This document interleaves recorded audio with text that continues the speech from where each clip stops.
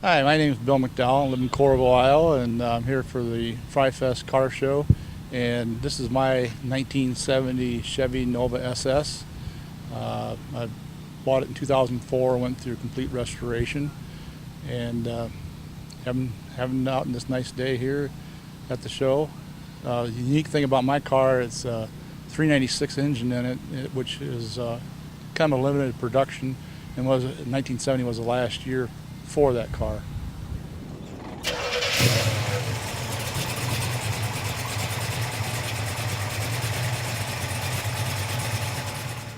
I'm Marty Polka. I'm from Norwalk, Iowa, originally from Tama, Iowa. And there's 8 of us that own this. It's Hawks to Go. It's one of our tailgating adventures, and it just kind of, it brings all our tailgating needs, TV, grills, everything. And we came to FRYfest, kind of get ready for the season, and kind of honoring Dan Gable because he is a legend in the state. And I'm here to have a lot of fun, meet a lot of family, friends, and that's about it. Hi, I'm Tom Shinrock. This is the 1971 Mustang Mach 1. Came out when I was in high school 40 years ago. Caught my interest. Always said I wanted one, and finally found one I liked.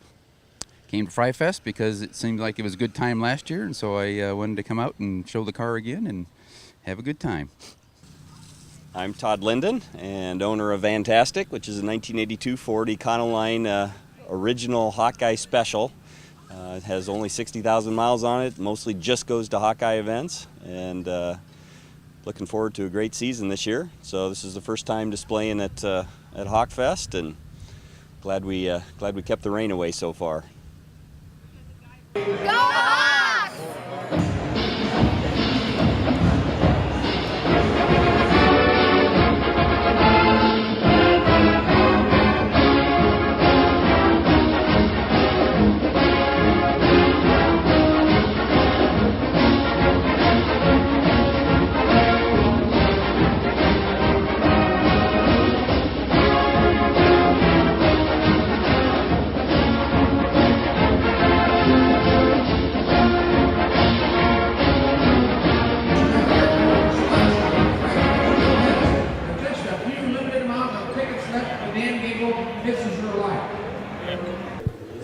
How you doing, everybody?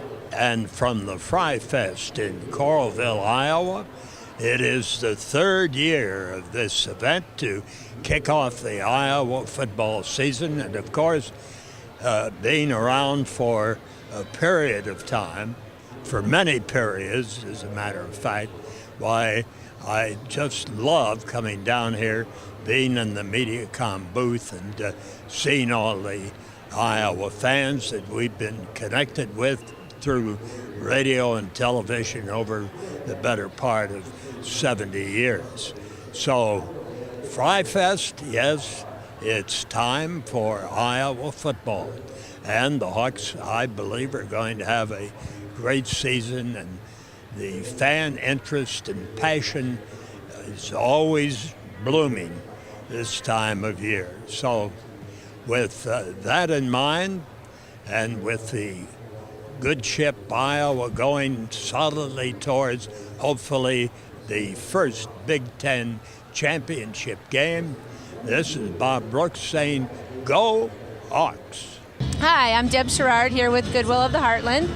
We're here at FRYfest with a couple of purposes. One is we're trying to introduce ourselves in the community, make us more aware of what we do. We have great bargains.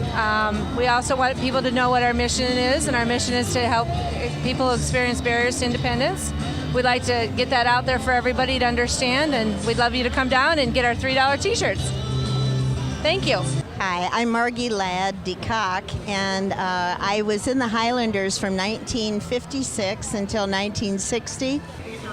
We found it very interesting when we traveled outside of Iowa City because throngs of people would come. We had huge turnouts, often hundreds of thousands when we went to, of course, games at other universities. But for the Rose Bowl, we had a great cheering section. And en route to the Rose Bowls, each time we would stop in places like Denver or Albuquerque, New Mexico, and they would line the streets to see us perform. So it was a lot of fun. Most of the people who are here for this FRYfest for the Highlanders are celebrating because it's our 75th anniversary since the group was begun in 1936, that would be. And at that time, it was just a small group, and then, as I said, it grew to be about 100. And many of the people who've come back, almost 250 Highlanders are here for this reunion, and we're probably not going to have one again. And to finalize all of this, I am still a staunch Hawkeye. I've gone to games from the age of 8, never missed a home game, so go Hawks! Hello, Brent Balbinot and Todd Brommelkamp. We are from KGYM Radio 1600, the ESPN affiliate in Cedar Rapids, down here at FRYfest today. And the Balbinot and Brommelkamp show on 1600 every Monday through Friday, 4 to 7 p.m. So we invite you to tune in. We talk all things Hawkeyes as well as college, high school, professional sports. All you got to do is just tune in, see what you like, maybe even give us a call. Swing by the website, kgymradio.com. I think the Hawks are going to surprise some people this year. What about you, Brent? I think the over-under is 8. I think it is right now. I'm going to say +1. I'll say a 9-win season plus probably a bowl win. How about you? I'm going to say 8 wins over-under, +1, -1, somewhere along the line there. But I'm excited to get it started tomorrow. And again, swing by the website, kgymradio.com. Go Hawks. Go Hawks. Hello, I'm Ashley from MC Ginsburg Objects of Art. I'm so happy to be here today supporting the Hawkeyes. We're selling a bunch of Hawkeye accessories and apparel. All of it's custom designed, all of it's custom made by our master jewelers at MC Ginsburg. If you want to stop in, we can always design anything you can pretty much dream of. We love working with people, so I'm happy to be here at the FRYfest, having a great time. Go Hawks. Okay, hi, I'm Ann Bell, and we're here with Reading with Our Future Fans. Reading with Our Future Fans is a nonprofit organization where we write books about college athletics for kids who are beginning readers. This is Christy Youngquist. She's my director of operations. And what we do is we write books that are fun and motivational for kids to read. These are books that tell kids about what the college athlete does. They allow them to vicariously live the life of an athlete by telling them about practice and studying, and give them a reason of why the kids need to learn how to read. All the proceeds that we have here go back into students, it goes back into kids, and we give the books to schools. To date, Reading with Our Future Fans has donated over 7,000 books to agency schools and hospitals across eastern Iowa, and I'm looking to get up to 10,000 books in our area. To date, we also have the University of Iowa, Northern Iowa, and Iowa State University, who have jumped on our bandwagon to raise the bar for literacy for athletes everywhere. Hi, I'm Brad. And I'm Matt. And we're from Shields here at Coralville, Iowa, Coral Ridge Mall, here at FRYfest today with all the great Hawkeye fans having a great time. Go Hawks. Go Hawks! Hi guys, I'm Jessica. I'm here with Becca and Amy. We're some of the cheerleaders from the Iowa Spirit Squad. Our Spirit Squad also includes our dancers and Herky. We're here at the FRYfest Convention Center today supporting Iowa and supporting the Spirit Squad. We're just here to have a great time today, and we hope you all come out to support us. We just wanted to say, Go Hawks! Hi, I'm Michelle. I'm with the University of Iowa Children's Hospital, and we have an Iowa Touchdowns for Kids booth. Iowa Touchdowns for Kids is a fundraising initiative that raises money for our new University of Iowa Children's Hospital. We are asking Hawk fans from across the country, well, here at FRYfest, I guess, to pledge just $1 per touchdown that the Hawkeyes score this football season. Last year was our first year we did this, and we raised over $180,000 in a first-year fundraising effort because those Iowa Hawkeyes scored 45 touchdowns. So if you come and sign up today, it's just a pledge. We'll bill you after the season, and then you also get a free t-shirt today, like the one that I'm wearing.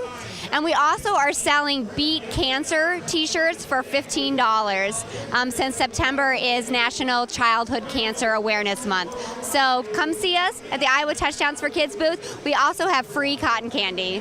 Thanks, go Hawks. Hey everyone, my name is Heather Wybring and I'm with Underground Printing. As you can see today, we are selling a bunch of t-shirts as well as some goodies, nice Hawkeye stuff to get the season rolling tomorrow. Yeah, FRYfest is awesome. It's really getting everybody in the mood for the first football game. We're really excited at Underground. We have a lot more merchandise within the store, so definitely stop by and see us or come down to FRYfest, which is an amazing event going on here. Yep, go Hawkeyes. I'm Fran Jensen from the Iowa Children's Museum, and we are here at FRYfest, and we are making, as you can see, fun Fry sunglasses with the kids today, as well as buttons and really super keychains that kids can put on their backpacks. So we're having a great time today at the FRYfest, and also at the Children's Museum going on this month. We just opened a new city music exhibit, which has an African drumming circle and a piano where you can see how a piano works inside. And all sorts of things. Coming up will be a recording studio as well. Lots going on at the Iowa Children's Museum, but today we are here at FRYfest and having a great time, and all we can say is, Go Hawks!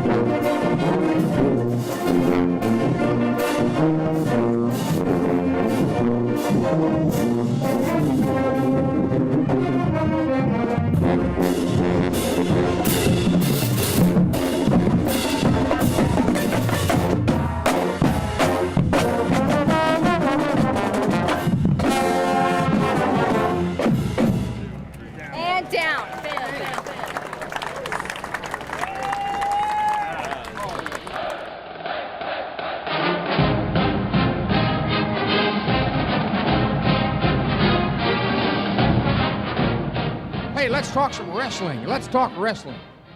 Just have joining us here now, Lincoln McElravy, another former Hawk, one of the all-time greats here on the wrestling all-time great right there, Lincoln McElravy. Thank you. What's your first memory of Coach Gable? What was the first time that you met Coach Gable? Well, the first time I met Coach Gable, I was maybe in 7th grade, and I got a chance to meet him at the U.S. Nationals. Just got to shake his hand, and of course I was in awe of Gable. And then I remember meeting him when I was in high school. I was down here at a wrestling camp, and just got to spend a couple weeks here on campus, and I watched Coach Gable. And the thing about Gable, when I was in high school and even today, there's something strange. If any of you know Gable, especially as an athlete-coach relationship, you're always wanting to know if he's looking at you. So whether you're riding a bike or wrestling or even just walking down the hallway, you're always kind of looking out of the corner of your eye to see, is Gable looking at me? And he's a magician at looking at you but not let you know he's looking at you. So I've played that game with him for about 20 years now, and he's still ahead. So, everybody, the man of the hour.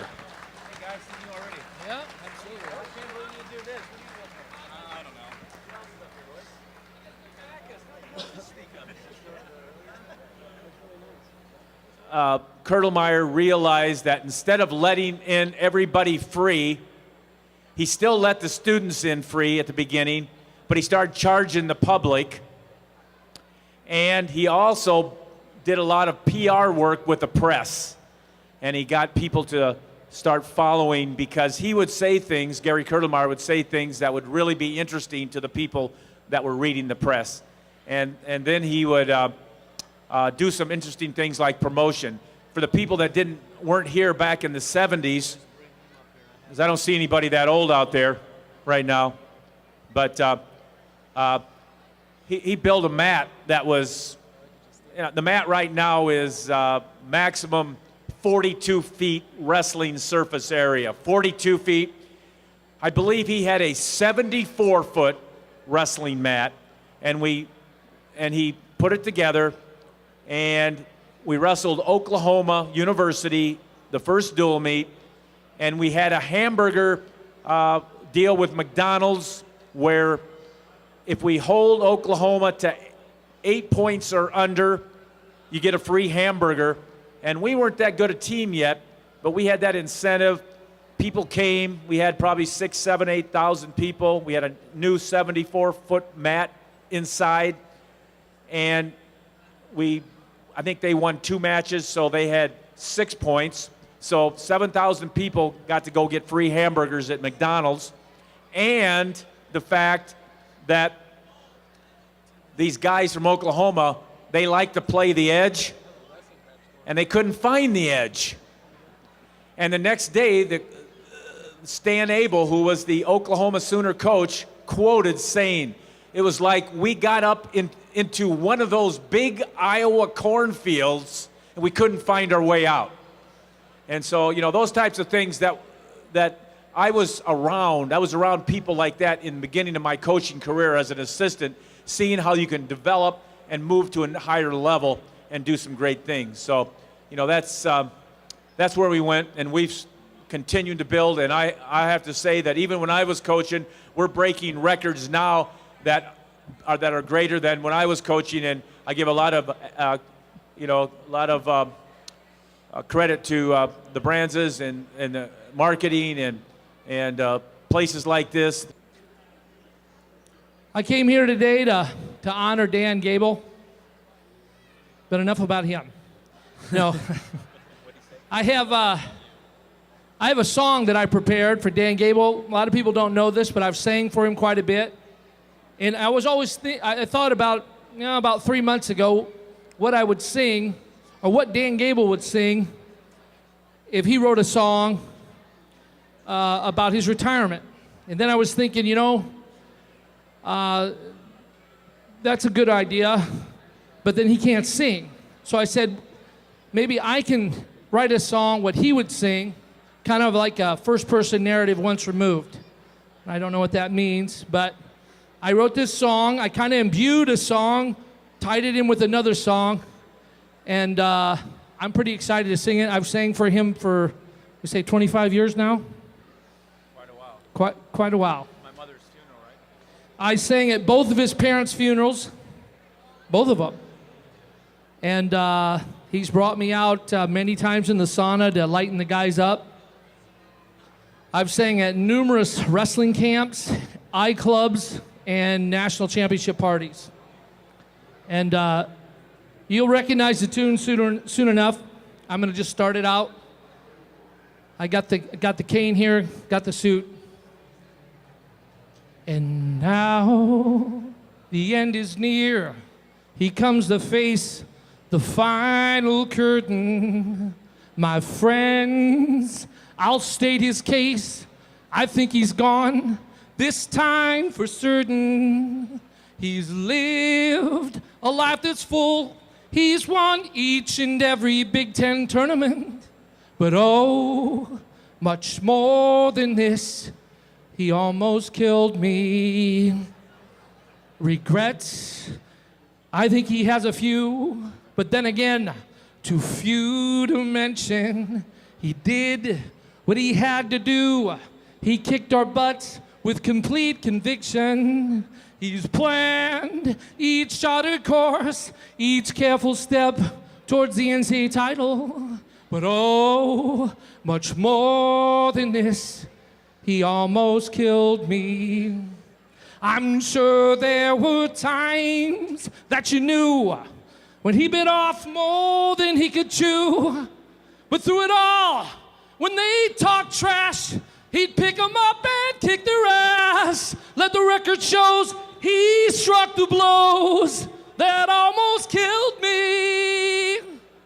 He's laughed, he's loved, he's cried. He's had a share of losing. And now, as tears subside, I find it all so amusing to think he won all that, may I say, not in a shy way. Oh no, not Dan. He did it his way. For what is a Dan? What has he got? If not himself, then he has not. To say the things he truly feels, not the words of one who kneels. Let the record shows he struck the blows and almost killed me. Let the record show he struck the blows that damn near killed me.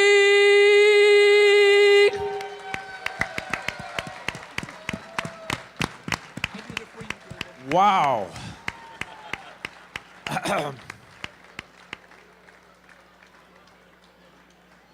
That took some nerve.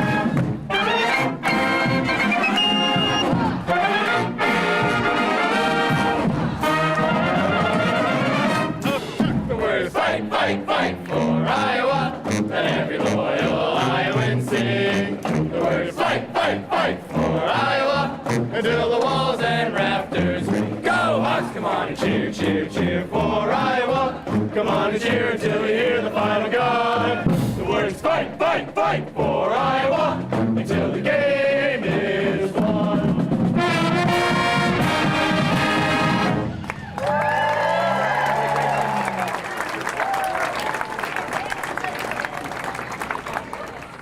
Brent was a two-time national champ here at the University of Iowa. Yeah, he's a pretty big deal. And then he's also a world team member, and he's training for the Olympics. Lloyd actually wrestled at University of Tennessee, Chattanooga, and he came here to train with us and kind of train with Terry Brands. He's been here for 2 or 3 years now. We're excited to have him here too. So I think the first thing we'll kind of do is just go over some basic stuff. Basically, what we want to do is what we try to do here at Iowa, we try to pin the guy. Okay, so the only way we can pin a guy is to take him down. So I'll let these guys, whatever kind of takedown they want to run, whoever wants to take each other down, I'm okay with. Metcalf shoots, takes him down to the mat. Okay, so that's 2 points for Brent Metcalf. His goal now is to get off his stomach and get an escape. So he gets off his stomach, that's a point. Okay, so score is 2-1. Now, if Lloyd takes down Brent, now he's acquiring riding time. Okay, so he rode him for 1 minute and 30 seconds, and now Lloyd's riding him, and now his minute 30 seconds is counting down. And so he's gonna try to get him under 1 minute. But Brent gets off his stomach, gets back up. So he's 3-3. The second period is 2 minutes long. So the first period is 3, the second one is 2. They start like this. So now Metcalf has 1 minute and 20 seconds of riding time. Lloyd's on top. So when the whistle blows, that riding time is going to start coming down. Okay, so he starts, so they get top man on, blows the whistle, go. They're wrestling. He's been wrestling. Brent gets away. That's a point. So a little bit of strategy. Metcalf's up by a point. It's 4-3. He's got 30 seconds of riding time. He wants to try to keep him down for as long as he can to get that extra point. That's an extra point at the end of the match. So they start, they wrestle, ref says go. Metcalf is riding him, Lloyd gets away. Metcalf rode him for 45 seconds. So now he's got 1 minute 15 riding time. They finish the match, and the scoreboard reads 4-4. He's got a point for riding time. He wins 5-4. So in overtime, the score is tied. In overtime, they go 1 minute on their feet. If no one scores after 1 minute, they each go down on the mat. So no one scored after the minute, Brent goes down. Brent's got 30 seconds to get away. They call this double overtime. So Brent has 30 seconds to get away. He gets away. They keep wrestling. They keep wrestling for the entire 30 seconds. At the end of the 30 seconds, they break. Then Lloyd goes down for 30 seconds. If Brent rides him, Brent wins.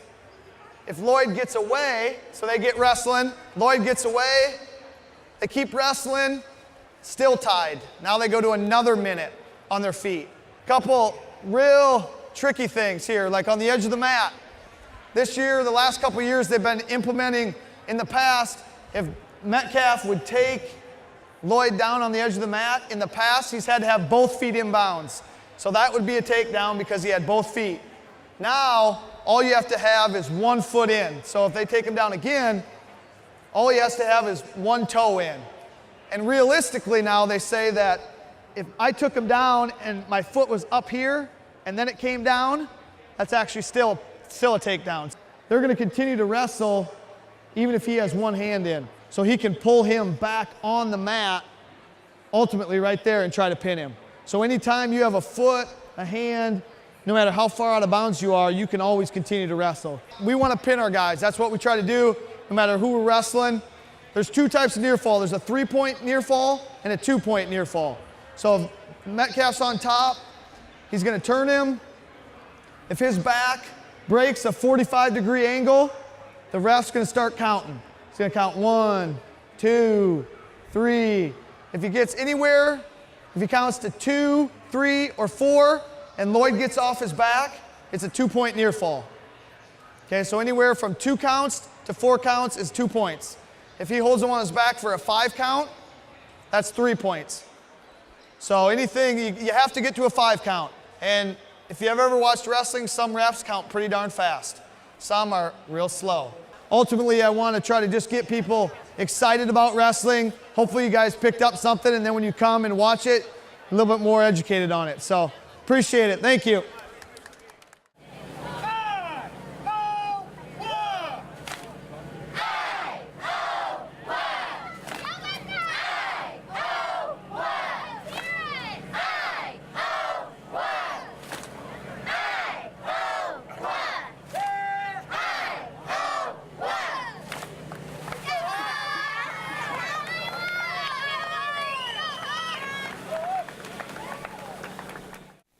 Good afternoon, Hawkeye fans, and thanks for joining us.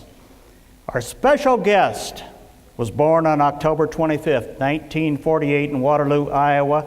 As a kid, he was a pee-wee swimmer, a scrappy YMCA boxer, and a little leaguer with a particular fondness for Mickey Mantle and the New York Yankees. He came face to face with loss, too, when his sister was murdered in the family home. His response was to honor her memory by working harder. He went on to wrestle at Iowa State, where his 3-year varsity record was almost as gaudy, 181-1, with 2 national championships and a second-place finish. He won the 1971 Pan American Games, became the world champion later that year. He won an Olympic gold medal in 1972 at Munich without surrendering a point to any of his opponents. That's never, ever been done. 152 All-Americans, 45 national champions, 106 Big Ten champions, 12 Olympians. 3-time Olympic coach, the top wrestler of the 20th century, and one of the top coaches of the last 100 years. Competitor, coach, Iowan. This is your life, Dan Gable.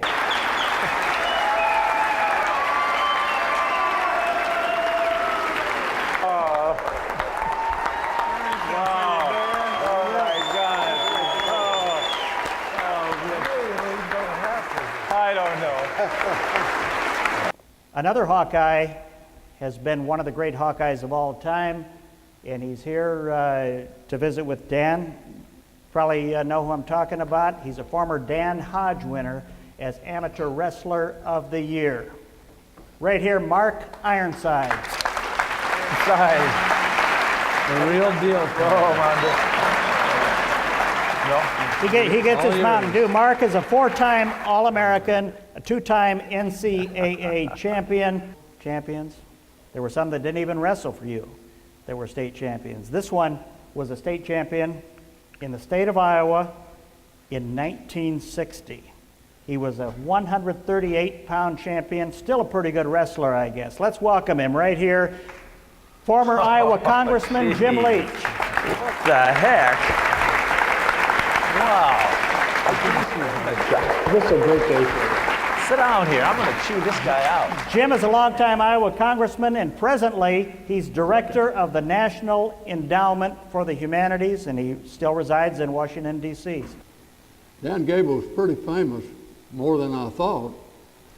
I told my captains, I said, you go out for the coin toss, all I want you to say to those captains from Nebraska is just say, Dan Gable is our friend. We just had a This Is Your Life presentation this afternoon inside the Marriott. It went over amazing. There's about 1,000 fans in there. A couple of people from his past coming back. His old high school wrestling coach. A number of Iowa wrestlers are back in town this weekend for this. But your head coach, your former head coach and legendary head coach, Dan Gable, is in town. He's being presented throughout this FRYfest. Hayden Fry has always been the main person we're trying to honor here, but this year we've also got Dan Gable being presented. So, without further ado, let's hear from legendary wrestling coach Dan Gable.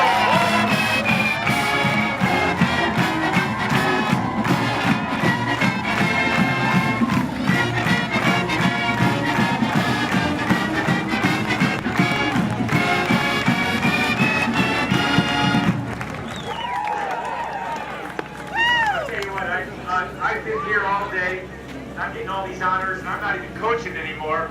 But the main thing I want right now is I want a big W for tomorrow. Big W. We can't take anything for granted. The bottom line is, it's the start of the season, and you got to do your part. You know, I always felt that when the wrestlers wrestled in Carver Hawkeye Arena, that, well, when you got a record of 92-1, where did that run come from in Carver Hawkeye? But you knew that you weren't winning all those matches legitimately. It had to be some fix out there, and the fix was you guys right now. I'm going to tell you, that many people yelling. I tell you what, I just talked to even an Iowa Stater the other day, and they were here a couple years ago, and the lady told me that when she was here, she was so intimidated that she was crying during the whole match. So basically, she was scared. And that's a tribute to you people that are in the stands, and you know that's tremendous. So it's not only Kinnick, but it's Carver Hawkeye, and it's any place that we compete. So I know this heat's been a little bit hot, but not for us, because we're tough, and we're going to watch a tougher football team tomorrow. So thank you.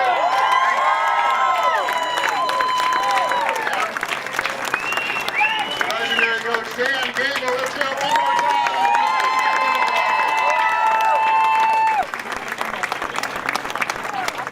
Throughout the weekend, there'll be a lot of fun. Everyone that goes out, make sure we appreciate all them and all that they've done. It's going to be a great game tomorrow.